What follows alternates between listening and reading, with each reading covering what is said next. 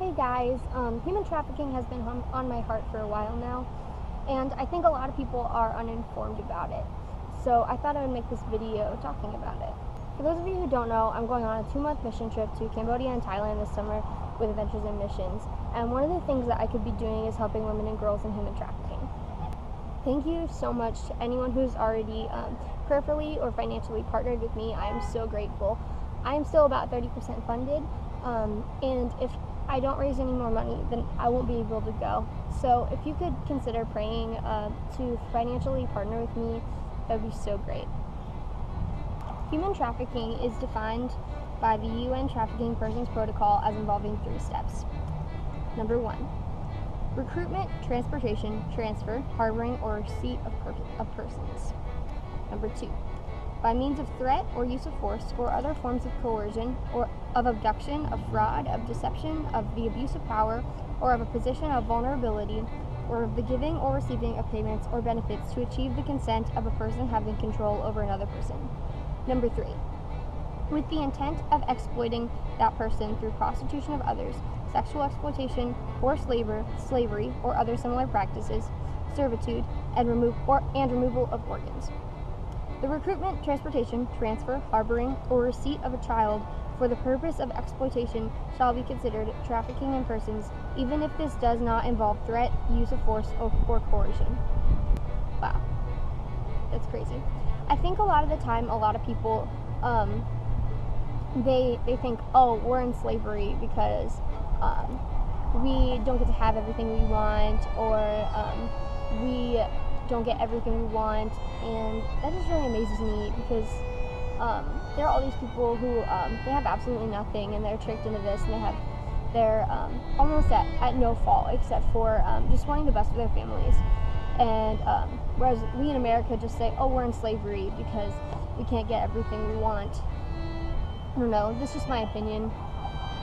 The estimated number of people in modern slavery globally is 45.8 million people, and about 25% of today's slaves are children. 79% of victims of slaves are in labor slavery, and 22% of victims of slavery are in sex slavery. Most of the people who are pulled into slavery are just asked, would you like a job? They're desperate and they want to feed their families. If you were extremely broke, hungry, and your kids needed medicine, and someone came to your village and asked you if you wanted a job, of course you would say yes. Of course you would say yes to feed your family, to feed your kids, because you have no hope. So you have to go with them. It's awful. The average cost of a human being today is only $90, but that's not including North America. In North America, it would definitely be more up in the thousands range. Human trafficking is a hidden crime that affects almost every single country in the world, even though in almost every single country it's illegal. The country with the highest estimated proportion of modern slavery by population is North Korea. That's not really a big surprise because it's by estimated population, so it's a dictatorship, so those people are in forced government slavery. The second highest is Uzbekistan, and the third highest is Cambodia, which is the country that I'm going to. About 256,000 people are in modern slavery in Cambodia. Sex tourism is also extremely prevalent in Cambodia. And tourists come from the United States, Australia, South Africa, and Europe.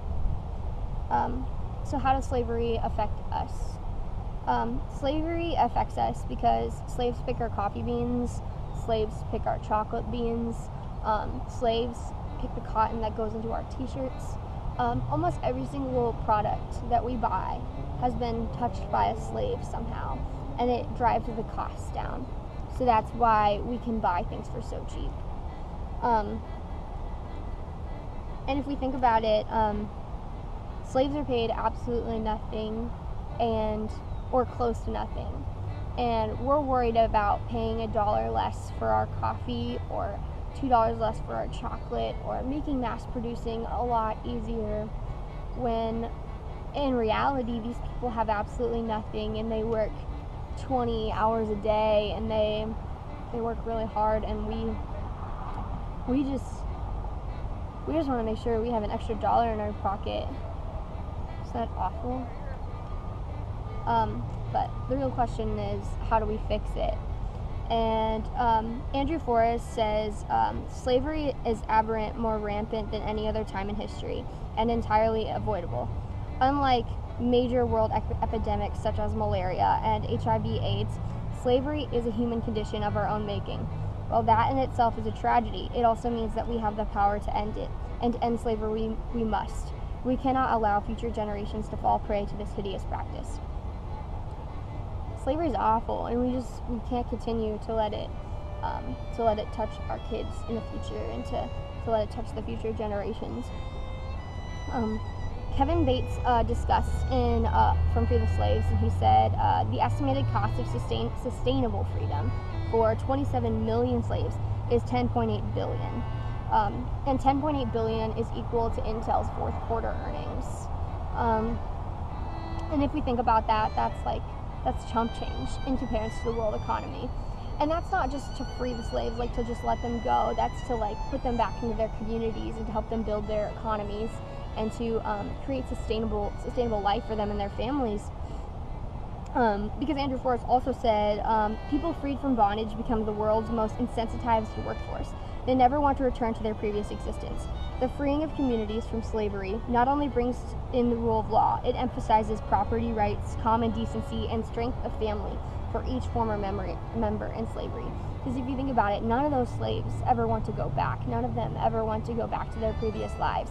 They just want to build a better future for their family, and they're thankful for every little thing they get. So they're going to work harder than anyone else out there.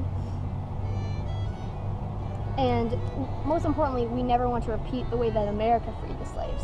Because when America freed the slaves, we just basically jumped a lot of people out, and we didn't give them any opportunity to survive. They didn't have any skills except for what they were doing in slavery. They didn't have any contacts to help them do well, and really all that created was just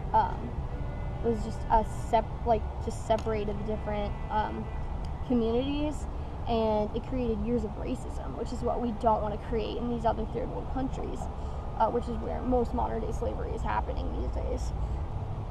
And what's one way you can help? Well, you can help by purchasing fair trade or direct trade products.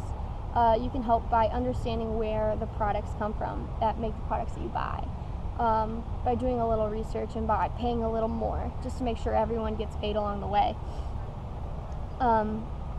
Kevin Bates also said, if we can't use our intellectual power to end slavery, are we truly free? So I guess that's something to think about, like, are we truly free? Because we care so much about ourselves that we don't really seem to care about others. I don't know.